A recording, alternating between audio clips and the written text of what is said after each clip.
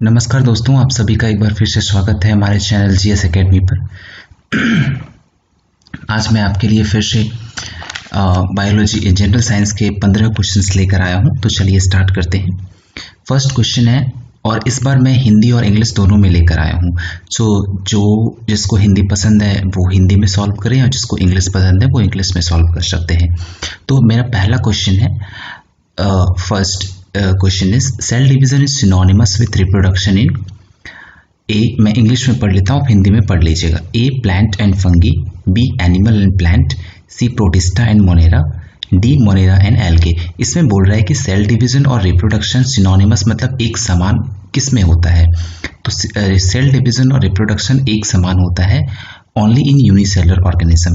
सो यहाँ पर unicellular organism कौन से हैं? The option C is correct, that is unicellular organism. इसमें से कौन है ऑप्शन? क्योंकि प्लांट्स और फंगी देखिए, प्लांट्स और फंगी मल्टीसेलुलर है, एनिमल एंड प्लांट्स भी मल्टीसेलुलर है। मोनेरा यहाँ पर यूनिसेलुलर है but algae is a multicellular. So correct answer is C. Okay, तो हम नेक्स्ट क्वेश्चन की तरफ चलते हैं। Second, the polyestrous mammal is. इसमें से पॉलीएस्ट्रस मैमल कौन से हैं? पॉलीएस्ट्रस मतलब होता है, जैसे अगर हम बात करें, ये एक रिप्रोडक्टिव साइकिल है जिसमें कि जैसे कि हमारे अंदर ह्यूमन के अंदर मेनस्ट्रुअल साइकिल होता है, उसी तरह जो है एनिमल्स के अंदर एस्ट्रस साइकिल होता है। लेकिन यहाँ पर बात कर रहे हैं पॉलीएस्ट्रस की। पॉलीएस्ट्रस मीन्स एक साल में कई बार ये साइकिल होना, ठीक है। तो ये देखा गया है, मैन में तो बिल्कुल नहीं हो सकता है। ये जो होता है वो होता है हॉर्स में। So option D is correct, ये घोड़ा में देखा जाता है।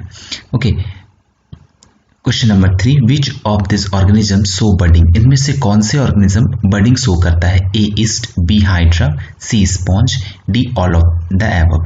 तो बडिंग मतलब होते हैं उसी में से एक छोटे से बर्ड का निकल जाना, उसी को हम बडिंग कहते हैं।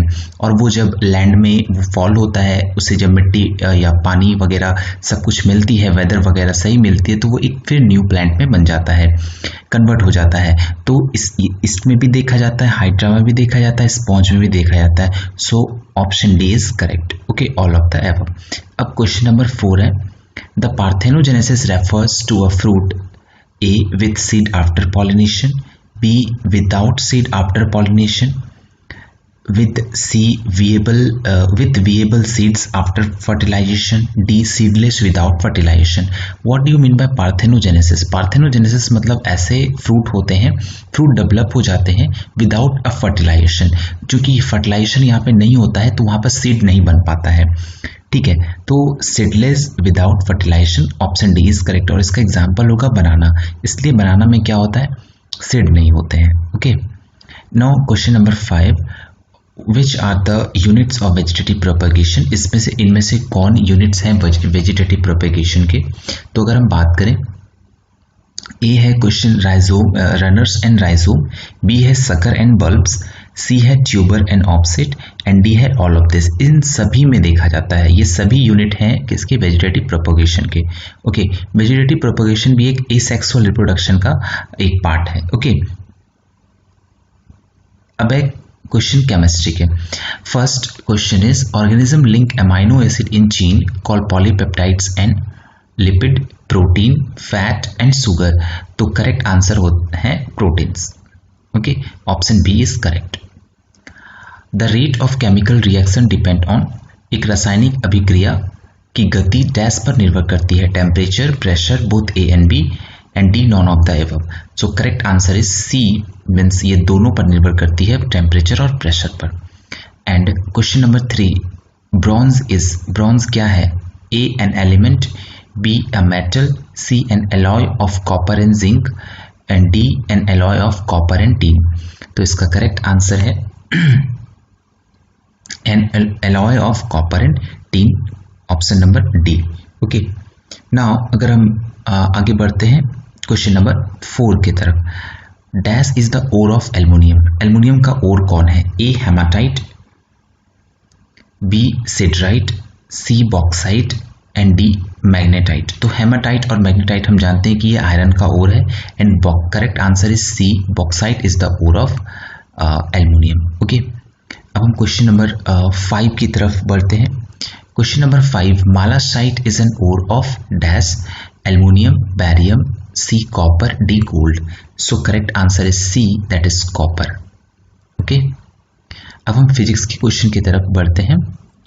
Optical fibre works on which of the following principle of light? A reflection, B refraction, C diffraction and D total internal reflection. तो पहला का होगा, correct answer is D, total internal reflection. Okay, now second question, which one of the following is a bad thermal conductor? A aluminium, B copper, C glass, D silver. तो हम ये सभी जानते हैं कि ये ग्लास होता है. Glass is the bad thermal conductor. Okay, now question number 3, rusting is dash, electrolysis, oxidation, redox reaction. Redox reaction एक ऐसा रिएक्शन होता है जिसमें ऑक्सीडेशन रिडक्शन दोनों होते हैं. And D reduction. तो correct answer is C, that is redox reaction. Okay, अब अगर हम question number 4, which amongst the following is not a cation? इनमें से कौन कैटायन नहीं है? तो correct answer is C, sulphate ion is not a cation, ये एनायन होते हैं. ठीक है, अब क्वेश्चन नंबर 5 है, what is the SI unit of pressure? तो हम ये सभी जानते हैं SI unit of pressure is pascal. अब फिजिक्स क्वेश्चन की एक्सप्लेनेशन भी है तो आप इसको देख लीजिएगा. अगर आप एक्सप्लेनेशन नहीं चाहिए आपको तो आप स्किप कर सकते हैं. फर्स्ट का आंसर है डी, था डी, जो कि टोटल इंटरनल रिफ्लेक्शन था. टोटल इंटरनल रिफ्लेक्शन क्या होता है यहाँ देखते हैं. ऑप्टिकल फाइबर और optical fibre is a flexible transparent fibre made by drawing glass और plastic to a diameter slightly thicker than that of a human hair. Optical fiber are used most often as a mean to transmit light between two ends of the fiber and find wide uses in fiber optic communications where they permit transmission over longer distances and at higher bandwidth data rates than wire cable. Optical fiber uses the principle of total internal reflection to the propagation of light or data. Two answer का second answer है था C, that is glass. Glass is the bad conductor of heat. It doesn't allow the flow of electrons easily from the atom to atom as seen in substance like copper and other metals which are excellent conductor of both heat and electricity. अब है question number 3 का answer था C, that is redox reaction. Redox reaction refer to the simultaneous oxidation and reduction reaction that take place on the outer surface of iron which is exposed to air and moisture को हम water भी कहते हैं. Question number 4 का answer था C, that is sulphate ion. Except the sulphate ion all the other ion form the stable cations. Only sulfate ion gain electron to form anion. Okay, question number 5 का था C, that is pascal. Newton का ऐसा unit force होता है and या कह ले force का ऐसा यूनिट न्यूटन होता है. इसका weber is the SI unit of magnetic flux. Pascal is the SI unit of pressure and henry is the SI unit of inductance. So अगर आपको हमारा ये वीडियो पसंद आया हो तो प्लीज़ लाइक करें, सब्सक्राइब करें और चैनल बेल आइकन को भी दबा लें ताकि हमारे रेगुलर अपडेट्स आपको मिलती रहे. Thank you.